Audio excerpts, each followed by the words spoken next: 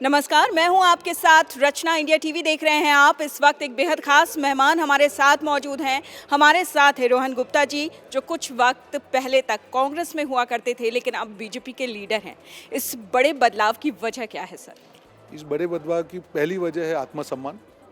जो उस पार्टी के साथ 15 साल तक दिलो जान से जुड़े हुए थे, जो जिम्मेदारी थी दिल से निभाई।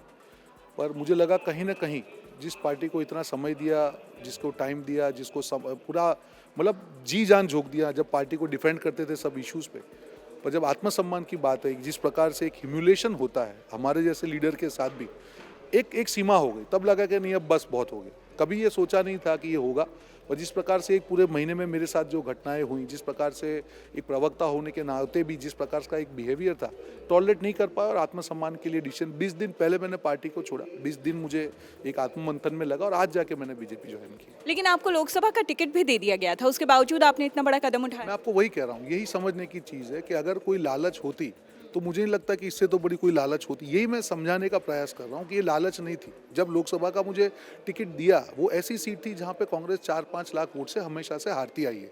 मुझे पार्टी ने कहा कि आपको लड़ना है, मैंने आंख बंद करके हाँ बोला कि मुझे इलेक्ट्रल पॉलिटिक्स में जाना है। मेरी राजनीति गुजरात से जुड़ी हुई है, चुनाव लड़ेंगे, आगे अपना बेस बनाएंगे। मैंने हाँ बोल दिया।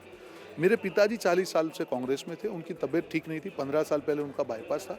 कहीं ना कहीं उनकी इच्छा नहीं थी कि मैं चुनाव ये लड़ूं। मैंने बहुत तरीके से कन्विंस किया। जब जिस दिन मैंने नहीं लड़ने का फैसला किया, उस दिन उनको एडमिट करना पड़ा, और उनकी कंडीशन थी कि अगर आपने विड्रॉ नहीं किया तो मैं आपसे जो आगे का ट्रीटमेंट है वो भी नहीं होगा। और मैंने पार्टी को बाकायदा इन्फॉर्म करके प्रेसिडेंट को उसके बाद ये लेटर लिखा, और जो भी पार्टी कैंडिडेट रखी कि मैं उसके साथ खड़ा हूँ। मेरी एस्पिरेशंस को मैंने किल किया, जो मैं चाह रहा था लड़ने को वो मैं रोक रहा हूँ, और मेरे पापा को मैं कन्विंस कर रहा हूँ, ट्राई कर रहा हूँ। उसके बाद 3-4 दिन वो हॉस्पिटल में थे, तब जाके जिस व्यक्ति का मैंने नाम नहीं लिया, जिनके नाम में राम है, वहाँ मालूम चला कि जो एक कॉन्स्पिरेसी होती है कि ये कहना कि नहीं ये जानबूझ के किया गया है। मुझे एक व्यक्ति का फ़ोन नहीं आया।